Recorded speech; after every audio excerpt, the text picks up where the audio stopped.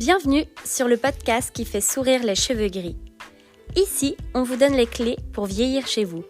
Parce que rester chez soi, c'est un choix, un droit, un défi qui se prépare. Parce qu'on voudra tous vieillir chez nous. Et que la clé, c'est de bien anticiper. Avec ce podcast, on vous aide à y voir plus clair, avec bienveillance et bonne humeur.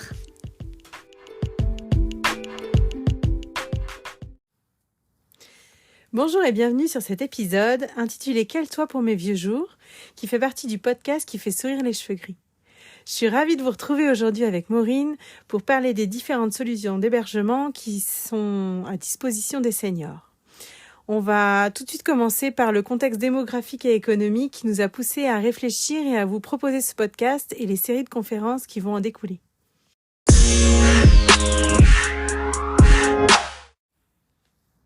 Bonjour, je suis également ravie de vous retrouver. Je vais tout d'abord vous parler d'une statistique qui m'a interpellée. Aujourd'hui, en 2024, près de 20% de la population a plus de 65 ans, avec déjà 30% de retraités vivant seuls. Et il y en a une autre qui m'a interpellée, c'est la projection de l'INSEE. En 2045, plus d'un habitant sur 3 aura plus de 60 ans.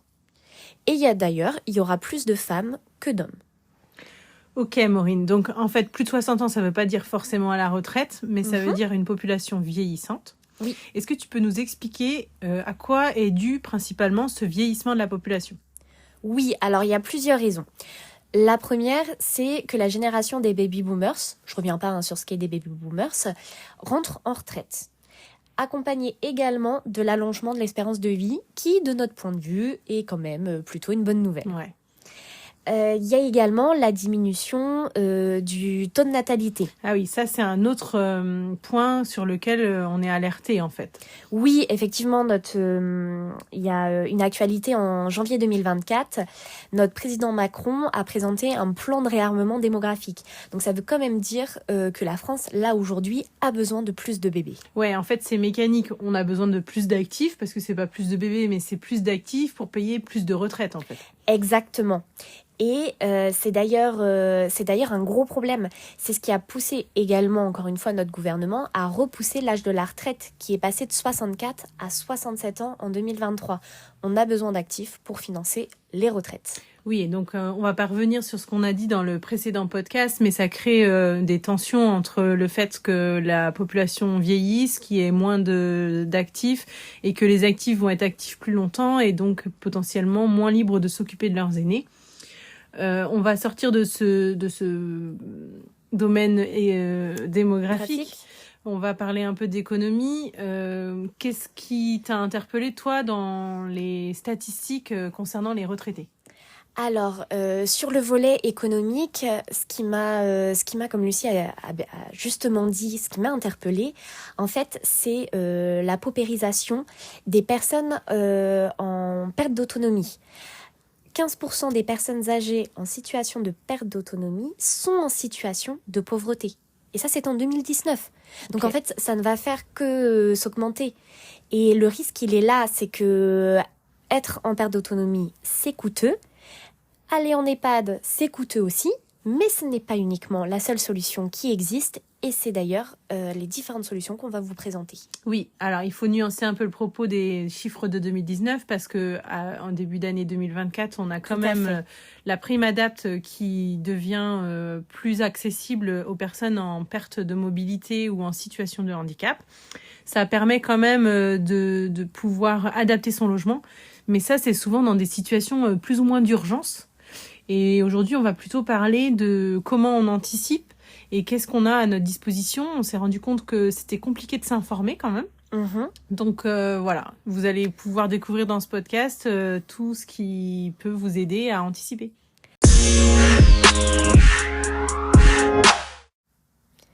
Avant de commencer, je vais d'abord vous rappeler ce qui est important pour nous finalement dans le choix d'un logement. C'est un logement qui soit adapté, qui soit sécurisé et qui soit digne. Parce qu'effectivement, encore une fois, on a vu nos grands-parents changer de lieu de vie et on a envie que, et pour nous, malgré notre âge, hein, et pour nous et pour nos parents, on a vraiment envie de choisir un logement qui leur corresponde et qui nous corresponde aussi. Mais pour ça, en fait, ça s'anticipe. Et c'est là-dessus, en fait, c'est si on veut choisir, si on veut être libre de choisir, il faut déjà ouvrir la discussion avec nos proches. Et il faut se renseigner. Il faut écouter cet épisode, hein, très important. Et il faut aussi prendre des décisions. Oui, alors soit des décisions pour soi-même et les communiquer à ses proches. Exactement. Soit des décisions pour nos proches qui sont déjà rendus à faire ce choix, en fait. Exactement. Il faut se renseigner, il faut discuter. Et il faut choisir. Ouvrir le débat. Exactement, ouvrir le débat, Super. plus justement. Alors pour débattre, tu vas nous donner peut-être quelques clés, les différents logements qui sont accessibles.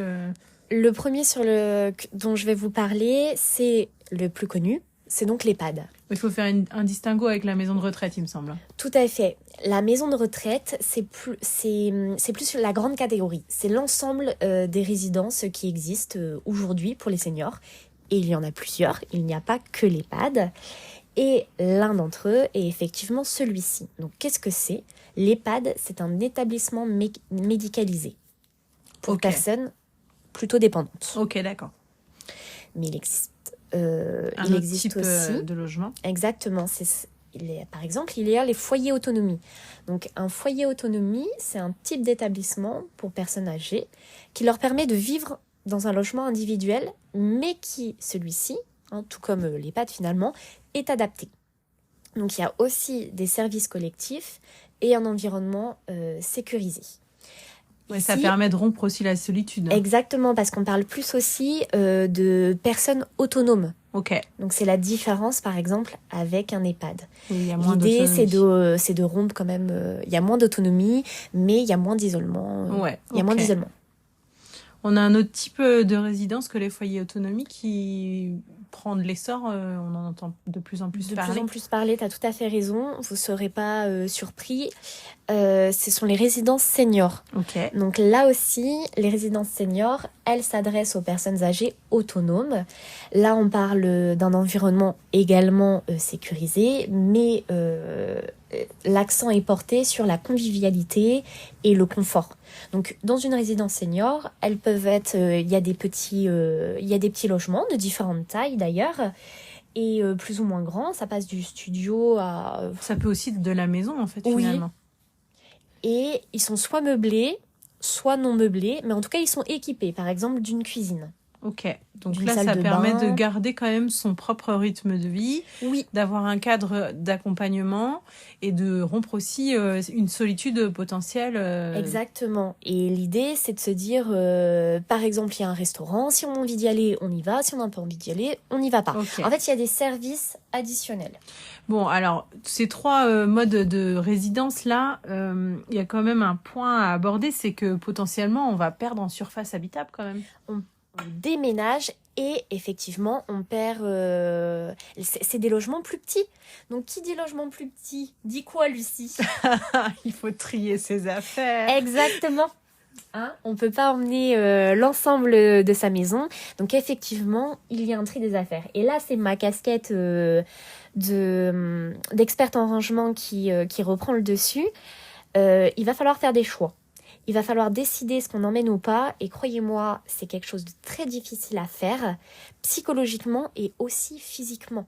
Donc c'est encore une fois, je sais, on se répète, c'est anticiper. Ouais, parce que plus on le fait en amont et plus c'est facile et fluide quand on est prêt à partir en fait. Exactement. Et je parle pas de vivre pendant 15 ans avec ses cartons, pas du tout. C'est juste d'avoir fait des choix en amont sur ce qu'on souhaite emmener et surtout ce qui est important pour nous. Et de le communiquer à ses proches. Qu'est-ce qu'on aime ? Qu'est-ce qu'on veut garder avec nous ? Ok. Donc on va passer sur d'autres types de logements qui demandent aussi des changements et de l'adaptation sur notre style de vie. Par exemple, la colocation. Il y a plusieurs types de colocation. Donc là, on va en distinguer 2. La première, ça va être créer une coloc chez soi. Ok. Donc ça veut dire créer une coloc, notamment celle qui est la plus connue, c'est l'intergénérationnelle. Donc c'est une personne qui reste dans son domicile, mais qui a besoin d'une personne présente chez lui et qui va proposer des chambres à la colocation. Ouais. On appelle ça des colocations intergénérationnelles. D'accord, donc là c'est ma casquette d'archi d'intérieur moi qui va parler, c'est-à-dire qu'en fait on va créer un espace adapté dans le logement de la personne, de façon à ce qu'elle reste dans son environnement et dans son logement, mais souvent c'est des logements qui sont beaucoup trop grands et donc on peut proposer ce type de solution en aménageant une autre partie pour recevoir de la colocation. Effectivement, et je dirais même que c'est impératif parce que faire une colocation intergénérationnelle sans bouger son logement, vraiment, pas bouger ni sa déco, ni même un meuble, ni même une salle de bain, alors qu'on a de nouvelles personnes qui y rentrent. En fait, quand on décide, pour le coup j'ai fait beaucoup de colocations, et quand on décide de vivre avec d'autres personnes, en fait, il faut que tout le monde se mette d'accord sur le mode de vie, sur la décoration. Et ça, c'est des choses quand même qui s'anticipent. On accueille des personnes chez nous. Ouais. Donc, il faut adapter nos logements. Et tu disais, il y avait un autre système de colocation, donc tu peux nous en parler ? Oui, c'est quand en fait, là, du coup, on ne reste pas chez soi, on rentre dans une colocation. Donc, il y a des colocations pour seniors. Donc, souvent, elles sont... Il existe des colocations intergénérationnelles, donc là aussi... En fait, c'est des logements tout faits, clairement. C'est de l'habitat partagé, en fait. Voilà. Donc, c'est vraiment l'idée de... ça a été imaginé pour... Donc, on déménage, on va dans un logement où la colocation est possible. Donc, ça peut être aussi un projet entre copines ou copains. Exactement. En fait, d'investir dans un bâtiment dans lequel on va arriver à faire des logements pour tout le monde et adapter à chaque demande, en fait. Exactement. Et dans celle-ci, c'est du coup la collégiale qui décide s'ils ont envie d'espace commun, s'ils ont envie d'une laverie commune, d'une salle... d'une chambre pour recevoir la famille qui peut être utilisée de temps en temps. Donc là, on parle plus de son propre logement, on parle vraiment d'un projet commun. Et clairement, qu'est-ce que ce serait chouette de vivre avec ses copines.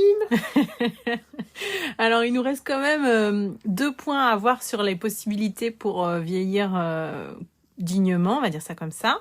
Quand on a un domicile qui est pas trop grand et qu'on a besoin de l'adapter, en fait. Donc, on peut faire appel à un ergothérapeute. Ou une architecte d'intérieur. Mais ici. Un peu des deux, mais selon les besoins qu'il y a effectivement. Et donc, revoir sa façon de vivre de façon à ce qu'elle soit adaptée à ses nouveaux besoins. Donc, concrètement, ça va être par exemple... typiquement, avoir une chambre au rez-de-chaussée, une salle de bain au rez-de-chaussée. Demain, si on n'est plus en capacité de monter les escaliers, comment est-ce qu'on fait pour rester dans notre logement ? Ouais, c'est ça.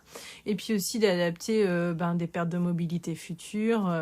Mais ça, le maintien dans son propre domicile, il y a plein d'autres paramètres. C'est pas que de l'adaptation. Parce que si vous êtes isolé tout seul en pleine campagne, la solitude peut vous peser autant qu'une perte de mobilité. Donc c'est vraiment une réflexion dans la globalité de ce qui se passe autour de vous. Et du coup, pour pas rester tout seul, il y a encore une autre solution qui existe. Oui. Et là, c'est vous déménagez, mais vous déménagez dans un environnement très connu, c'est celui d'un proche. Mais là aussi, ça demande de l'adaptation. C'est accueillir... En fait, souvent, par exemple, on prépare l'arrivée d'un enfant.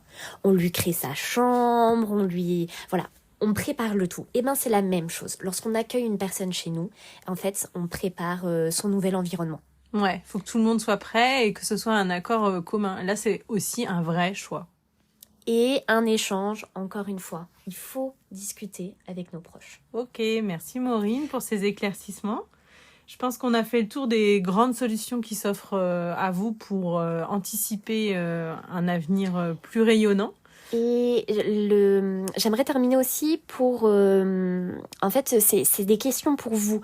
On voudrait que vous arriviez à vous projeter et que vous nous disiez quels hébergements vous souhaitez, pourquoi, est-ce que vous en avez parlé avec vos proches et quelles sont les difficultés que vous allez potentiellement rencontrer. Oui, n'hésitez pas à nous faire part de toutes ces réponses sur ou nos réseaux sociaux si vous y avez accès ou sous ce podcast. On sera ravis de discuter avec vous des solutions dont vous rêvez pour vieillir avec dignité et joie. Et en sécurité. Et joie, oui. On vous dit à bientôt. À bientôt.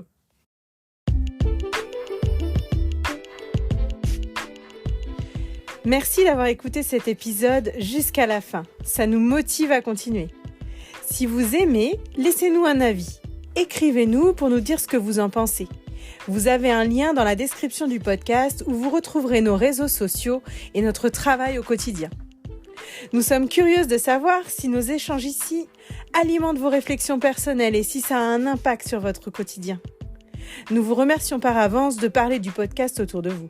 Votre contribution permettra à plus de cheveux gris, blancs, roux ou blonds même, de nous écouter. Si vous souhaitez plus de conseils, n'hésitez pas à nous rejoindre sur les réseaux et lors des conférences prévues au printemps 2024. À très bientôt!